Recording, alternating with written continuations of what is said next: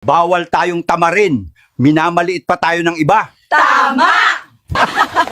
Mabilis lang trabaho ngayon na pare Joseph. Sino ba naman ang hindi bibilis, Forman? Lola, anong maipapayo nyo kung paano maiiwasan ng stress sa trabaho? Simple lang, huwag kang pumasok. Hindi porket magaling ka, mapopromote ka agad. Minsan, mas nauuna pa yung sipsip. Hindi lahat ng pagod mo may kapalit na appreciation. Walang pakialam ang kumpanya sa personal mong buhay. Ang mahalaga lang sa kanila, result.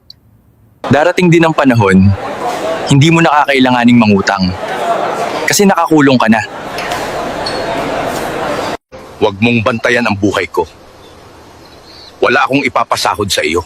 Yung dami at pagod sa trabaho, natitiis ko pa. Pero yung ugali ng katrabaho, hindi na. Huwag puro ML, maligo ka kung may oras.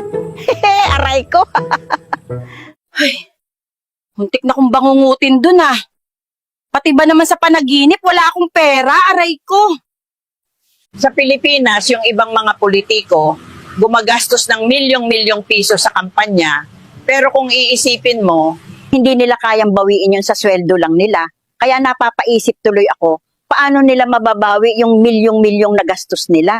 Sa ibang bansa, kapag magaling ka sa trabaho, tinaasan nila ang sahod mo. Dito sa Pilipinas, kapag magaling ka sa trabaho, dadagdagan nila ang trabaho mo. Ang galing, di ba? Dadagdagan nila ang trabaho mo. Ang galing, di ba? Bossing, kung gusto mong makasama ng matagal yung jowa mo, idaan mo sa San Mateo. Aray ko! Cardo, ba't ka na late? Ma'am, nawalan ho kasi ng 500 pesos yung lalaki. Tinulungan mo siyang maghanap? Hindi po, inapakan ko lang hanggang umalis siya.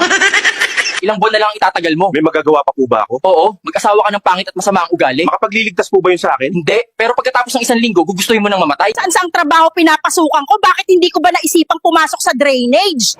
Sayang yung 80,000 pesos. Mag-OT ka pa, anak. Mabibili mo din ang mga pangarap mong gamot. Alam mo, baka this is your sign na kung single ka at single din yung best friend mo, baka pangit kayong dalawa. Ang tataba ng bangus natin ngayon, Catherine. Kuya JR, bangus ba ulit? Ilang kilo? Love, bumili ako ng bangus, oh. Bigla kasi ako nag-crave. Grabe ang cravings mo, JR ah. Araw-araw. Hoy! Hoy! Magtago kayo! Huhulihin daw lahat ng manginginom! Nasisira tayo dahil sa maling kwento ng mga aso. Ang lakas mong uminom tapos ang birthday wish mo, good health? Okay ka lang? Bes, tara na kumain sa kantin mamaya. Nagbaon ako. Paulit-ulit na lang ang pagkain sa kantin, medyo nakakasawa na.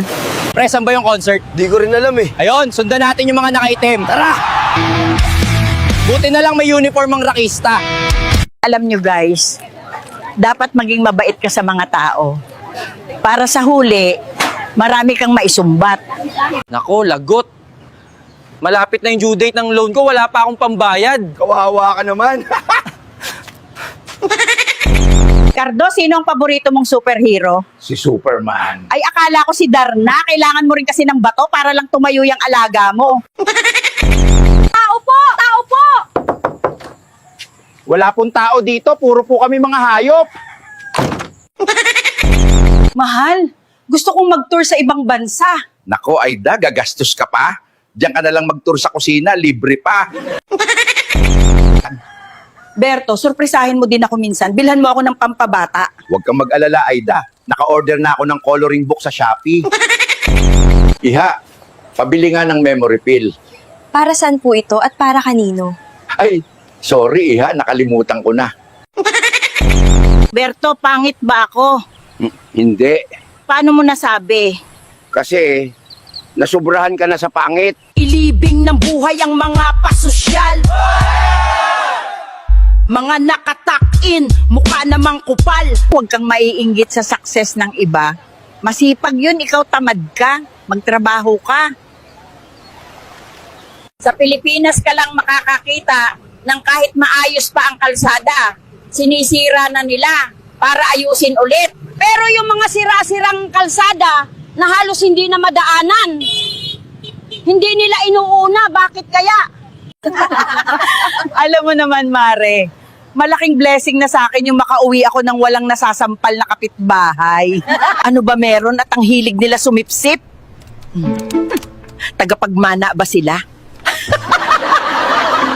Mahirap magbukas ng chat galing sa kaibigan o kamag-anak. Pagkatapos ng hi, mangungutang agad. At kung hindi mo sila papautangin, magagalit at sisiraan ka pa sa iba. Huwag niyo akong tanungin kung may naipon ako dito sa abroad. Baka isampal ko lang sa inyo itong mga resibo.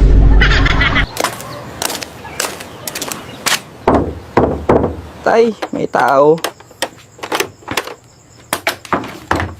Bibili yatang shabu!